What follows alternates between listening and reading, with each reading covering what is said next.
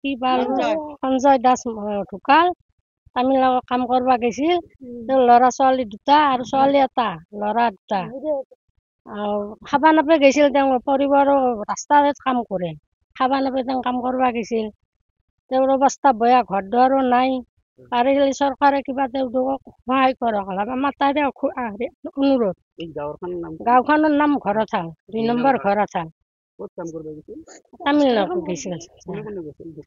ঢুকাই সঞ্জয় দাস ঢুকালা বিজু দাস ঢুকালা তেওঁ অৱস্থা বেয়া ঘৰৰে খাবা নাপাই গৈছে ছাৰ কাম কৰিব তাতে হেমন্ত ছাৰে চলি দুটাক অলপ ব্যৱস্থা লৈ আমাক তাতে অনুৰোধ ঢুকাটোতো ঢুকালে থাকাকেইটাক চলি দুটাক যাতে তেওঁ চাই আমাৰ সেয়ে বৰ সুখী আমি ঢুকাকতো আৰু ঘূৰাই আনবা নোৱাৰো এতিয়া ভালকে গৈছে ছাৰ কাম কৰবা একো নাই ধুনীয়াকে গৈছে আমি একবাৰে থবা গৈছো গাড়ীত তুলে দিছো একো নাই কাজিয়া চাজিয়া একো নাই ৰুমত এতিয়া কি হৈছে আমিতো আৰু নাজানো সিমান বিশেষ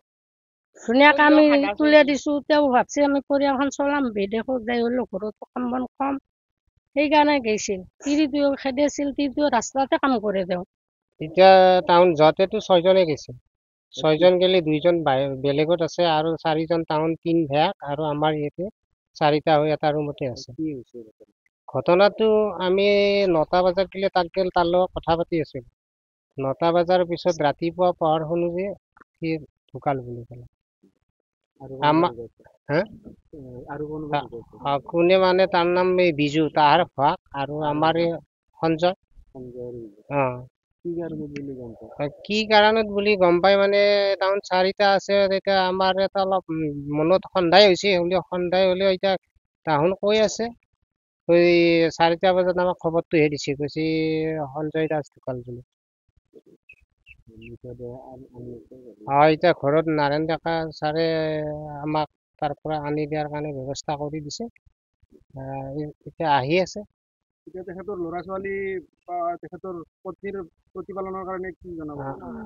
আমাৰ চৰকাৰক মই সাহায্যৰ কাৰণে অনুদান হিমন্ত শৰ্মা আৰু হিমন্ত ছাৰক আৰু তোমাৰ মুদিয়া ডাঙৰীয়াক আৰু লগতে